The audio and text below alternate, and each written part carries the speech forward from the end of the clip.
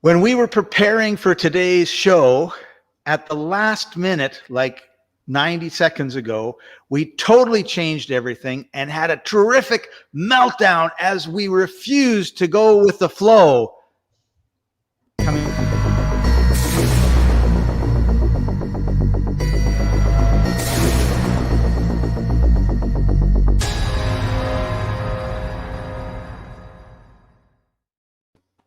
Welcome, everybody. I'm Scott. He's Chaffee. This is the Business Success Show. And we had a plan. Of course, Chaffee and I don't have like plans set in concrete. But what was kind of funny is as we were discussing our plan for today, his list of topics was in a different order than my list of topics. And so this caused some confusion, as you can imagine, not major confusion, but just a little bit of confusion. And then we decided to talk about it was the same topics though, Scott. I just want to clarify. We had the same topic. It was just in a different order. Just in a different order. So at the end of this discussion, right, Chaffee said, well, we should really discuss going with the flow this week instead of the topics that we had decided. And Chaffee, I think that that was brilliant on your part, because so often, and I'm gonna point the finger at corporate America on this, because my experience with this is way greater in corporate America than it is, solopreneurs, entrepreneurs, people that have their own smaller businesses, right? But when I was a manager at a major grocery chain, hey Jay,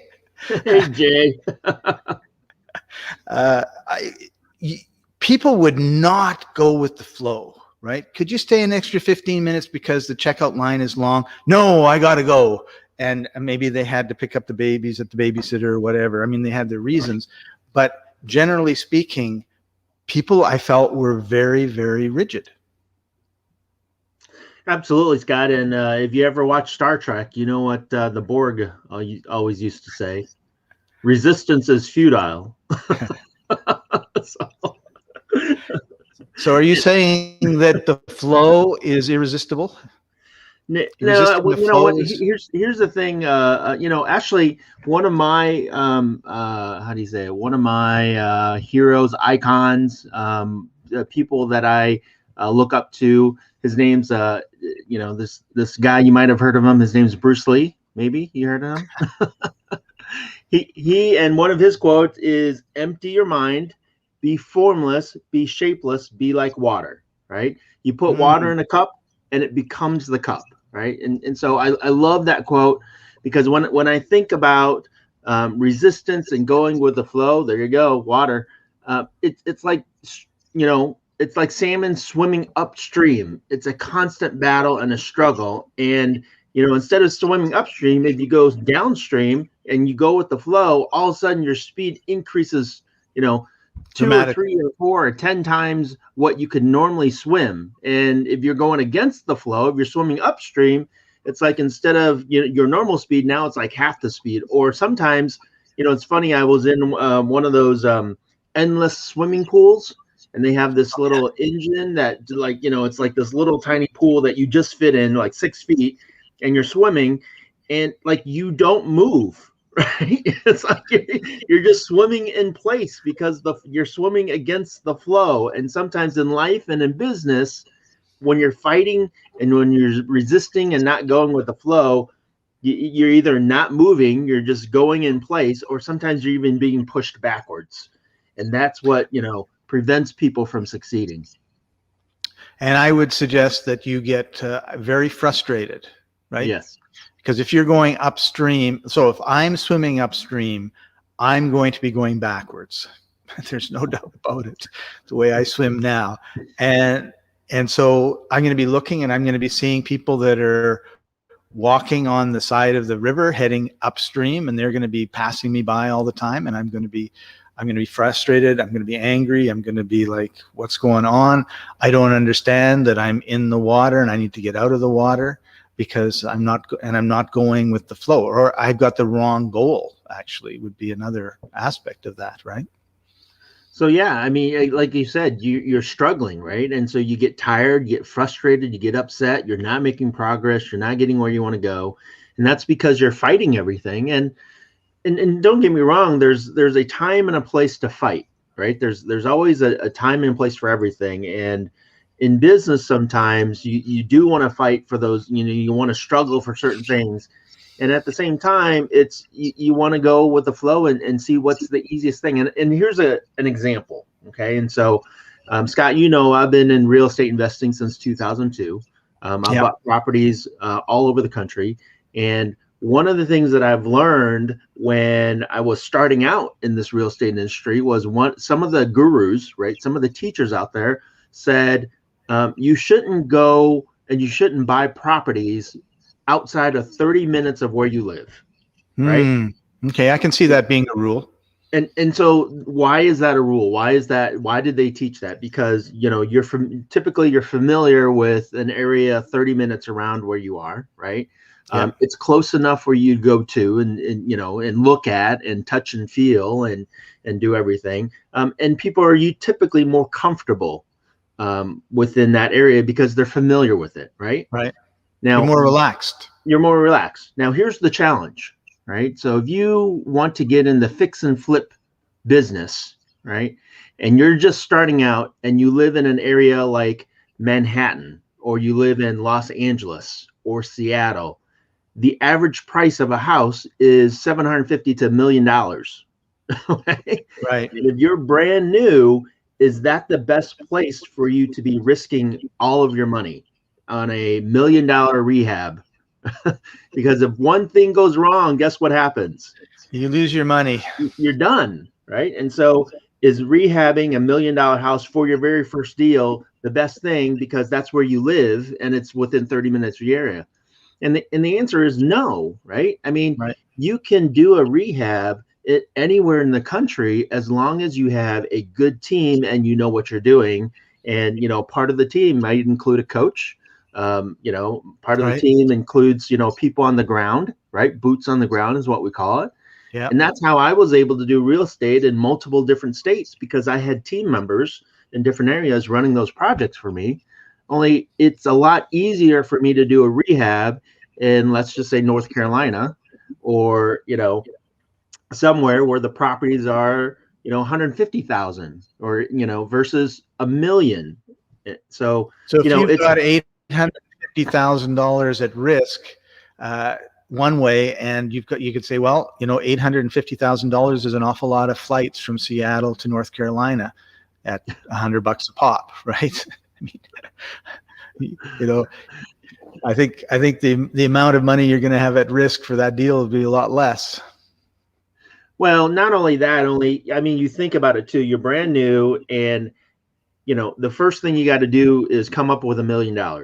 How difficult is it for you to come up with $1 million if you've never raised money before versus learning how to raise money and coming up with $150,000, right? I mean, that's a level of difficulty that you're fighting against when you're brand new. Okay. And then you put yourself at more risk. You put yourself at more danger of losing things. Now, yes, there is a phrase out there that says no risk, no goodies. And the bigger the risk, the bigger the gains sometimes, right?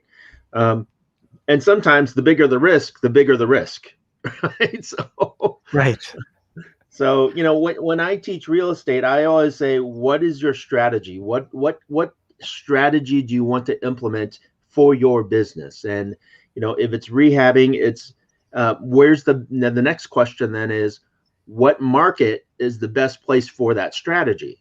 Like, I don't look at, just 30 minutes from where I live. I look at nationwide as my playground. The United States is my backyard. And so where in the United States, what city, what area, what, part of the country is the best place for me to implement my strategy that would give me the greatest return for the least amount of work and the least amount of risk.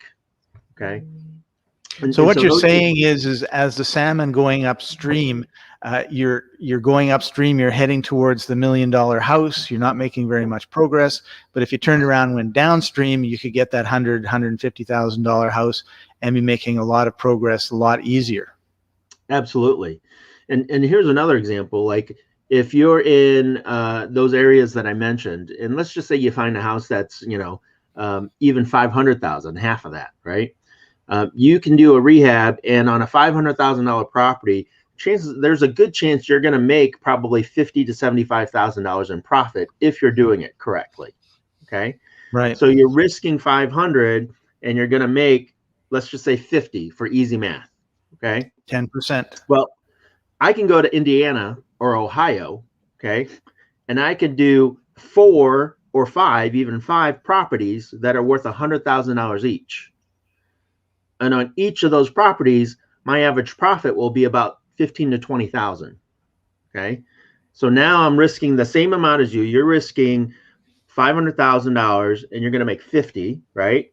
Yeah. And I'm going to risk the same 500 on 5 different properties, and my average profit is going to be twice as yours because I'm going to make about 20 grand profit on each one of those. And if I screw up on one of them, right, because I You're not screwed out of something up, business. I'm not out of business, and I'm still making more money than you are. And so again, going with the flow, finding the right markets for what my strategy is, and not resisting the challenges that are ahead of me, only finding the best path for me to go down is going to make me a lot more successful, a lot easier, right? So what we're really talking about is you're going to come up with situations in your business life, in your personal life, where you come up against a wall, and your choice is to continue banging your head against the wall, or to turn around and walk over a couple feet, find the door, open the door, and walk through. And so often we're myopic, right? We're so focused on what we're doing that we don't realize that there's a wall in front of us. It's brick. Our head is bleeding, and like 3 feet over is a door, whatever the solution is. And you reminded me of a story from my grocery manager days decades ago that I just feel like I need to share it. And I lived quite close to the store, but I never went to the store when I wasn't working. I just let the people do their job. But one day, for some reason, one night, I walked by and I thought, I'll just stop in and see the guys. And I stopped in, and the assistant manager came up to me and he said, Scott, he says, you've got to do something about, I'll just call him George. And I said, why? He's just been in a state all day. We don't know what to do. All night, we don't know what to do with him. It was like 8 o'clock at night. So I went, grabbed him, went into a corner where we had some privacy, and I said, what's up?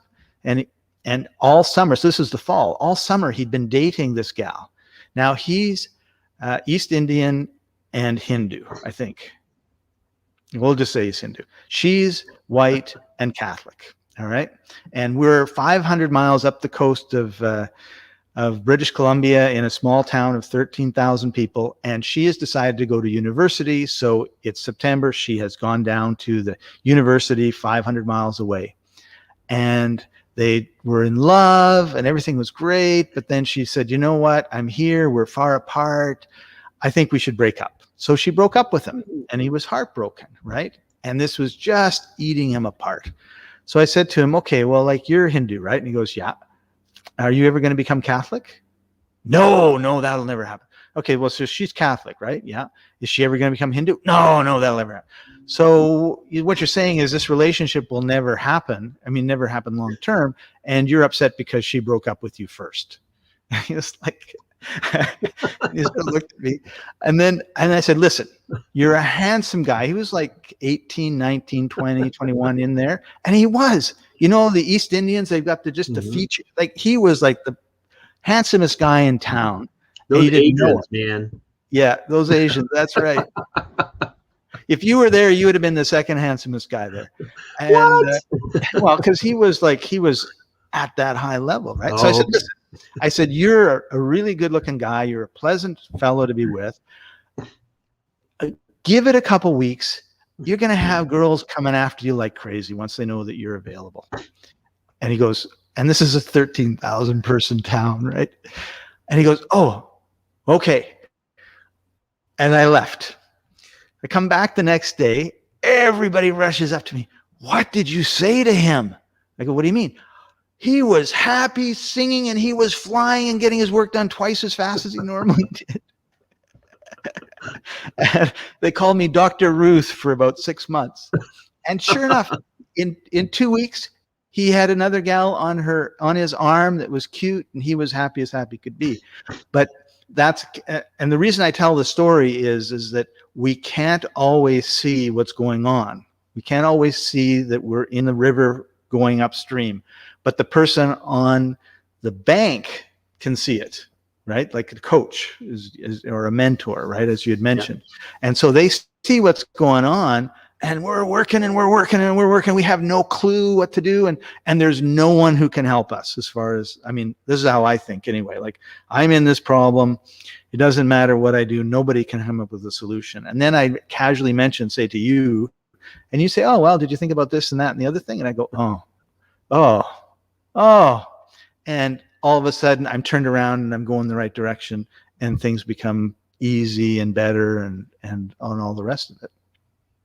So that's funny you bring that up. That, you know, one of my favorite quotes is from one of the best speakers in the entire world. His name's Les Brown. I've gotten the honor of meeting him and hanging out with him a little bit.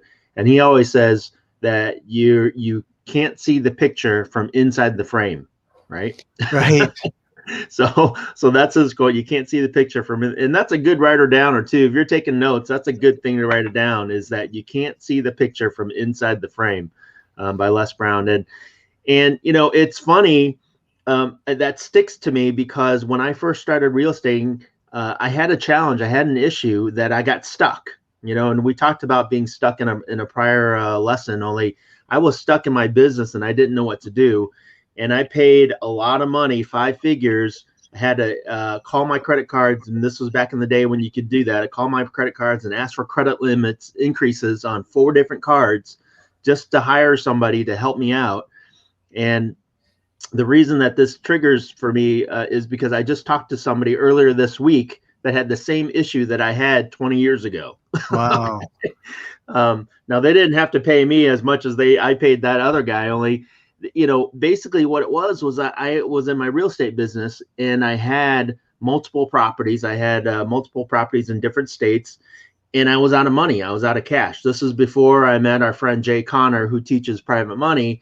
And, you know, I didn't know anything about private money. I just knew, you know, you go to the banks to get loans, and I was maxed out. I had over 10 properties. I had multiple different loans, and I didn't know what to do. I didn't know how to purchase any more properties at that time. And I was sitting down, and I paid this guy a bunch of money. I sat down with him for my consultation. And at the time, my wife was there with me. And so we were both telling him about our business and what was going on and what our plans were and what our strategy was. And about 15 minutes into the conversation, he just looked at us. And, you know, the first words out of his mouth were, "You guys are idiots." And I'm like, huh? You know, that's good coaching. That's good coaching. I just paid you all this money and you tell me I'm an idiot? Yeah, I'm like, you know, that was a very expensive insult that you just gave me. Only what it was that he was asking me some questions, which was, you know, do you have equity in some of these properties you have? And, you know, I sat there and I thought about it, and I had, you know, 20 grand over here. I had 30 grand over here. I had 50 grand on this one. I had 60 grand here. So I had a ton of equity, and I was in a position in real estate where we call equity rich, cash poor, right? I had a ton of equity and I had very little cash. And, you know, he said, well, why don't you take one of those properties, sell it, and then you could buy 2 more. Right? And I looked at him and I said, that makes sense. Only it's not my strategy. It's not my plan, right? I was taught that you put together a plan, right? You have the strategy and you follow the strategy. And that's what I was doing. So I picked up all these properties and I was, you know, holding these properties as part of my strategy, part of my plan. And it didn't occur to me that, well, I can change it, right? I could move things around. I could do different things. It was because, you know, I was trained as an engineer, and you know, you're very structured, and you have your, you know, your plans and your strategies. And so I was executing my plan. So you were running up against that brick wall we talked about earlier, and not realizing that it was okay to continue with your plan, but move over 2 feet to where there was a door. Well, exactly. I was doing what I was taught. And, you know, fortunately, I had hired somebody that, as you said, was outside of the picture, right? That could Right. just look on and see what was going on and just smack me upside the head and say, you're an idiot. Because that's what it took to to like go, oh, you're right. This is silly. Why am I doing this? Like, Right. I'm fighting against things, right? I'm struggling and I don't know what to do when I could have just done this. And because of that one piece of advice, in the next 6 months, my business doubled, right? So it Wow. was just following that one simple strategy of, when I have enough equity in one property, I can, distribute it and multiply and continue to grow. It doubled my business in the next 6 months. So, And Chaffee, you bring up a really interesting point here, because one of the problems that a lot of people have is they have a coach, and the coach gives them, or they have a teacher. We'll just say a teacher in this particular case. And the teacher says step 1, step 2, step 3, step 4, step 5. And most people don't follow the steps, and that's why they don't succeed.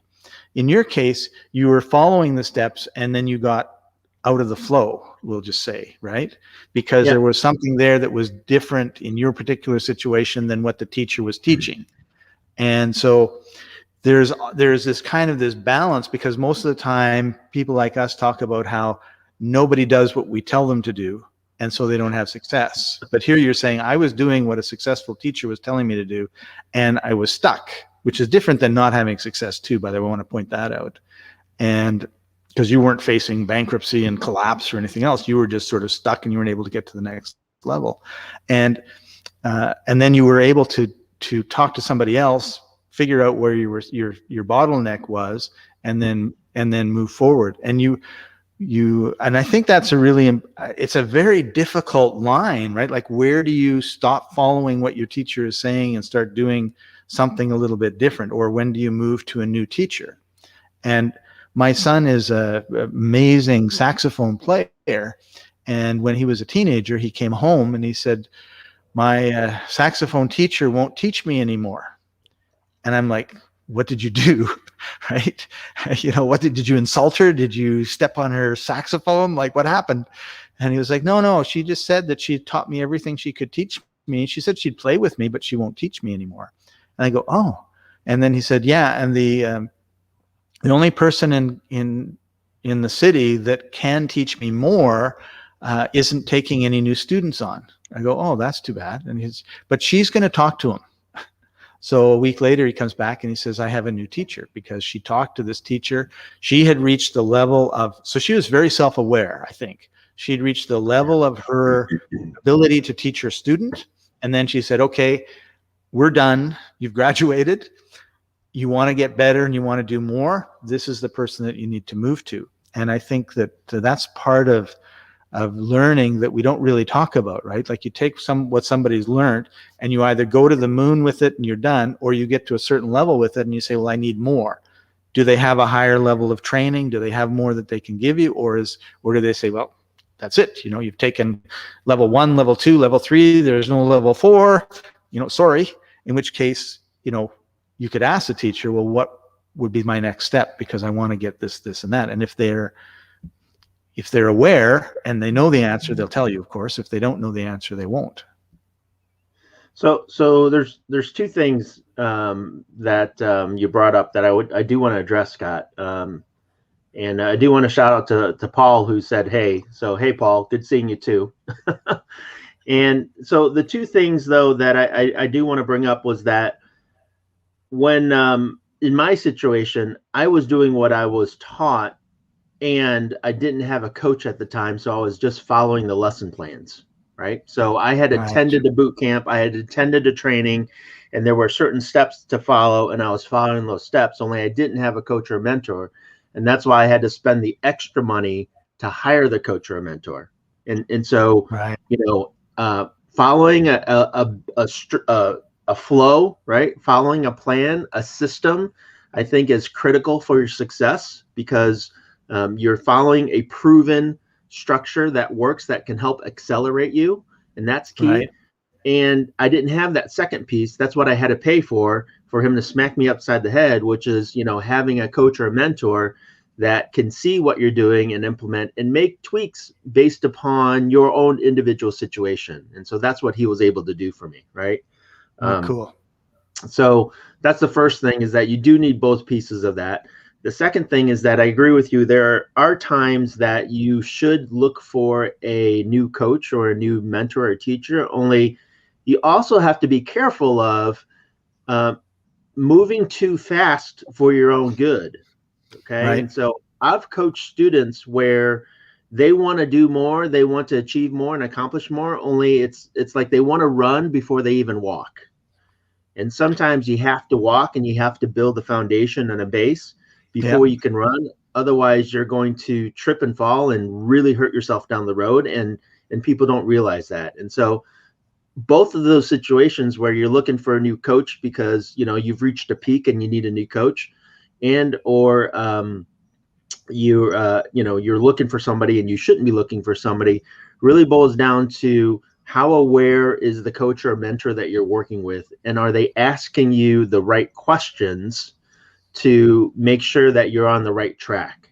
And I think that's a key trait of a good coach or a mentor, is that they ask you a lot of questions and they direct you in a certain way, because a lot of times, you know, with coaching and teaching, and you know, Scott, even as a manager, you don't know what's going on with the other person unless they tell you. And sometimes they don't tell you unless you ask them.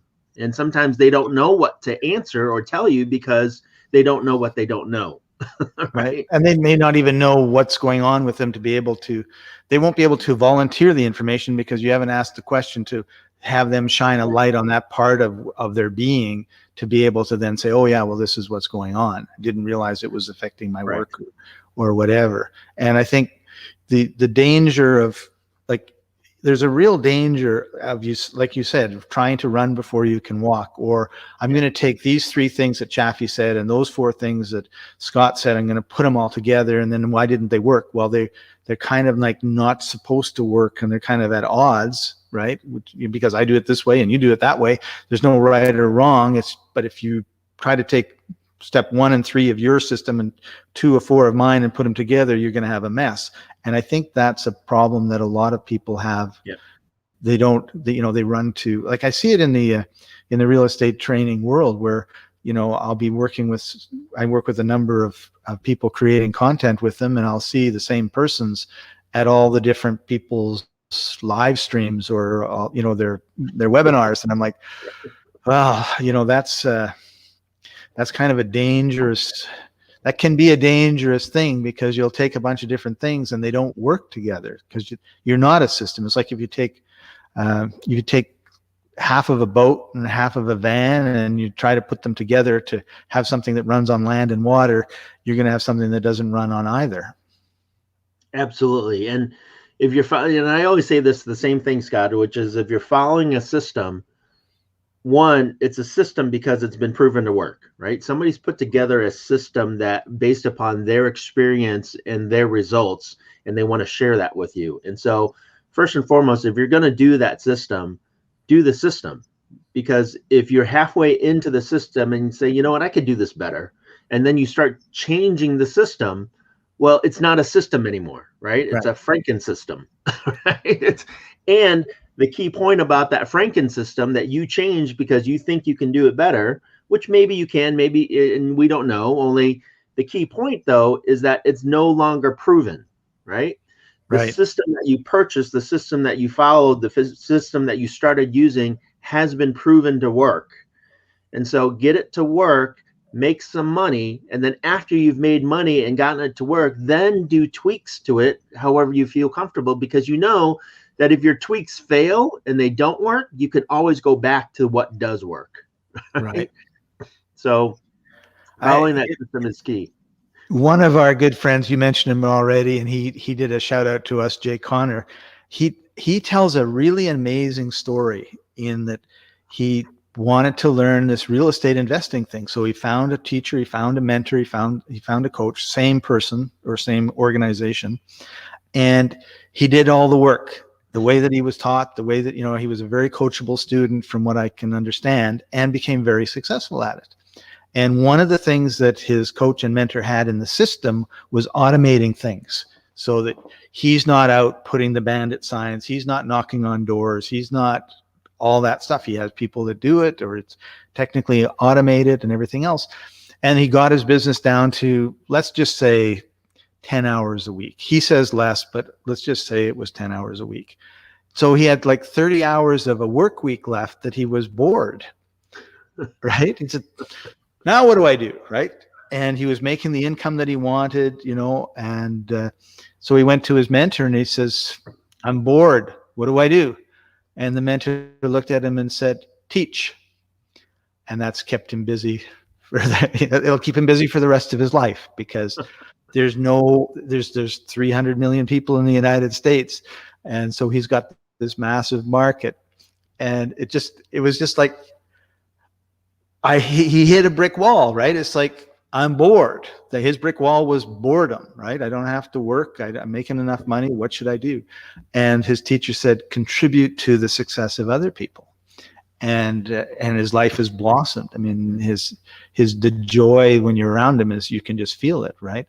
And so we have lots of different blocks. We have lots of different ways that we go against the flow, and they can look like huge frustration. They can look like boredom. They can look like failure. They can look like all sorts of things. And I think the main key takeaway for me anyway is, like you said, you can't see the picture from within the frame. So we're all too close, and we all need people that we can go to and we can say, what do you think? Trusted advisors, I think, is a really good term, right? Mentors, trusted advisors, people that you can go and you can say, this is what's happening. I think I screwed up. What do you think? And then you get that second, particularly if you're a solopreneur or, an entrepreneur with, 5 employees or small groups, because we don't really have that opportunity to spend time with people who can look at our business and say, here's what you need to do. Well, it's funny you bring up Jay and his story, Scott. Is that issue is actually a lot more common than people think, and it's very common, especially in retirees, right? So people that have retired from working 30 years at a job, all of a sudden they have all this time, and they're like, "What do I do now?" And you'll find sometimes that when people don't adapt, right, when people don't go with the flow and look and explore new things, is that after they're retired, they quickly decline in health, right? And Yes. They don't blossom as Jay blossomed, because they don't do something which I've learned, which is what I call the 8th habit. And I actually don't call the 8th habit. It's actually a book called The 8th Habit by Stephen R. Covey. Stephen R. Covey also are you stealing Stephen's No, IP? I gave him credit. Come on. I'm giving him credit right here. You are. I call it the 8th habit because he called it the 8th habit, right? So that's why. So what is the 8th habit? Well, he wrote 7 habits before that, 7 habits of highly effective people. And I highly recommend you read that book, because it does tell you 7 habits that you should follow. And then he wrote another book called The 8th Habit. And the 8th habit is find your voice and help others find theirs, right? And so that's key. 2 pieces of that, which is find your voice, which means find what you are passionate about. Find out what what speaks to you, right? What your voice is about, what your passion and what you love to do. Find out what that is, and then go out and help other people find their voice, right? Find out what they're passionate about. And if you can find out what you're passionate about, and then find other people that have that similar passion and teach them how to be successful in that passion, that's when you start to really blossom, right? That's when you really start to explode. And that's what has happened with our friend Jay. And that's what, when I found coaching, that was my voice. And that's what I do now, is I help other people succeed in their businesses and everything through the voice of coaching. And so, that is a very, very powerful habit that Stephen R. Covey wrote an entire book on. Whereas, he wrote 1 book on 7 habits. He spent 1 book on just this 1 habit. So I think after he wrote The 7 Habits of Highly Effective People, he realized he made a mistake and he should have written 7 books, one on each habit. But, That's right. That's right. but you bring up a really, really good point, Jaffe, and we're getting close to the end of our time, so I want to end my part with just this one other story. We're talking about business success, so we're hopefully talking to people that are driven, that they want to have a higher level of success than they have. But I think that part of success is not just the money, as we've been talking about now. It's, how do you feel? Are you, self-actualized and that sort of stuff. And when you were talking, you reminded me of a fellow who picked me up when my car was in a car accident, and so I had to go to the car rental place, and they sent a car to pick me up and take me. And the fellow was around 65, 70-ish, in that age range. I guess 60, 65.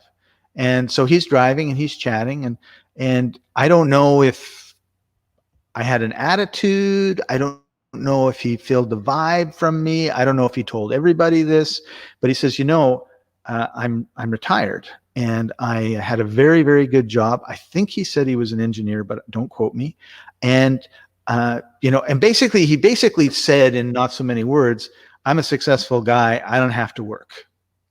And I retired a couple of years ago. Okay. And so and then in his mind, he's going, you're probably wondering why I'm driving this car. And he said, 2 weeks after I was retired, my wife's told me, you got to get a job and get out of the house. You're driving me crazy. So he did. And he went to this rent-a-car place, and the manager was 22 years old. So here's this 50-something, 60-something guy walking in, applying for a job with a 22-year-old boss, right? He didn't have a problem with it, but the 22-year-old is like, I'm not going to hire you, right? You're old. So anyway, but the 22-year-old was desperate for someone who could do whatever the tasks are that this guy could do, and it was certainly nothing that he couldn't do. So he reluctantly hired him.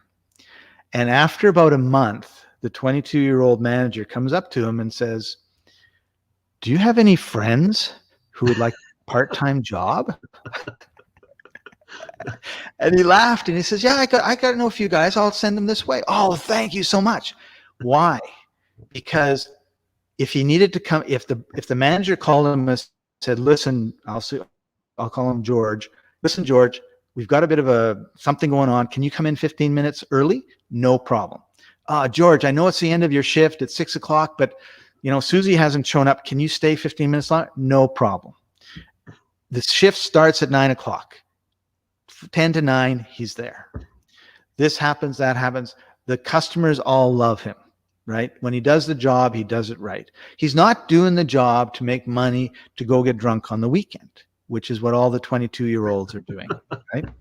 And the 22-year-old manager realized it's like, wow, like this is a guy, he doesn't bitch and complain. He's happy to be here. He's not looking for another job. This isn't like a stepping stone sort of thing. And he realized the advantage of using that demographic as a target for employees, right? So the reason I bring that all up is that not everything is just about making the money as much as it, and of course what this guy got, like what the driver got, was he got a chance to chat and meet somebody new 3 or 4 or 5 times a day. And so his social needs were met. His financial needs were fine. His health needs were fine, but his social needs were not being met, because that's why he was bugging his wife all the time, right? And I think it's important to realize that we take a holistic approach, because there are lots of people who are very successful and they're drug addicts and they're drunk and they're miserable. And there's lots of people that are very successful and they're super happy. And it's the same with the poor people. So, but if we don't keep these in mind, then we're not really going to be having success from our business. Absolutely. And I'll end then on with a follow-up to that, which is a Super Bowl commercial that came out a few years ago, where there was a taxi driver, right? He was driving a taxi. Oh, cool. It fits right in.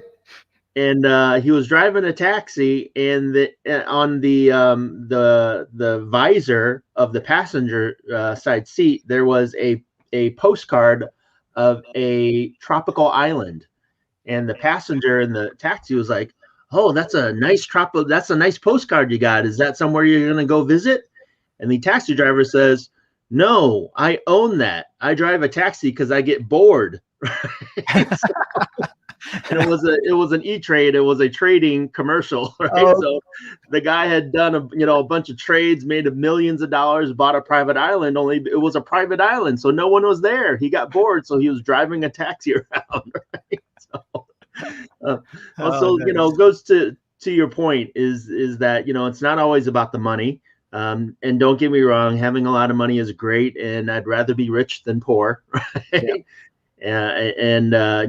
Being rich and wealthy allows you to do the things that some people are not able to do, and one of those is really just enjoy your life and do other opportunities that you would not otherwise have the opportunity to do. So, right.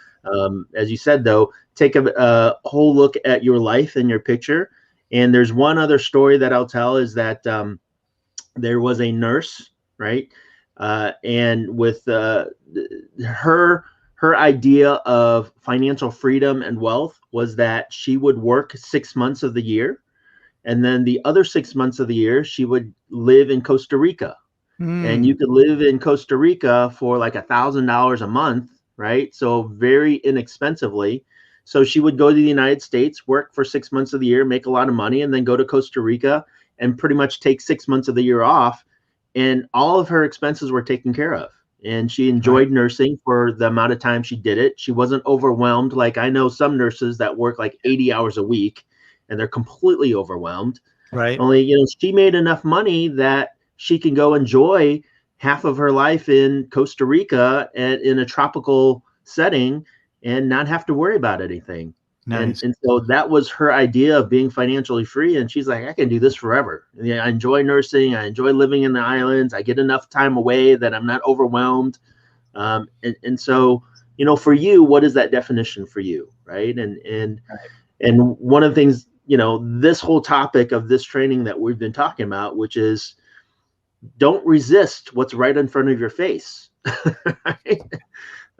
Go with the flow and find out what works for you. Find out what your passion is. Find out what you're good at doing instead of struggling at things that you're horrible at. And as one of the things that we talk about is, do you work on your weaknesses or your strengths? Right? A lot of people are taught work on your weaknesses, and they find out that they're weak at it, and so they're bad at it, and so they don't enjoy it, and they get mediocre results. Versus working on things they're good at and they enjoy doing, and they get better results, right? So, that goes in line with this topic is really find out what the path for you is and follow the path that works for you, and quit fighting everything, right? You fight when you need to fight, and the rest of the time, just let it go with the flow, and do what you need to do to succeed. Right. And I would add that make sure that you've got a coach, a mentor, a system that you want to follow, and that those people will help you. They'll tell you, hey, you're banging your head against a wall here, and just do this or do that, and you'll be well on your way to success. So awesome. Good job, Chaffee, as usual. So if somebody wanted to go with the flow and they needed some help because they're swimming upstream and they're not getting anywhere, how can they get a hold of you? Just go to my website, www.keyconceptcoaching.com. Check everything out. There's an opt-in page there. You can go to keyconceptcoaching.com/schedule and schedule a time, and we can have a conversation. Love to talk to you and see what you're up to and see if we're a fit to work together. Awesome. Thanks for joining us, everybody. Make sure that you like, subscribe, hit the bell, whatever it is, wherever you are. Leave a comment. We appreciate them. It helps us keep going, gives us some little emotional dopamine, I guess it is. That's right. And head over to keyconceptscoaching.com, and we'll see you next time. Bye-bye. Bye for now.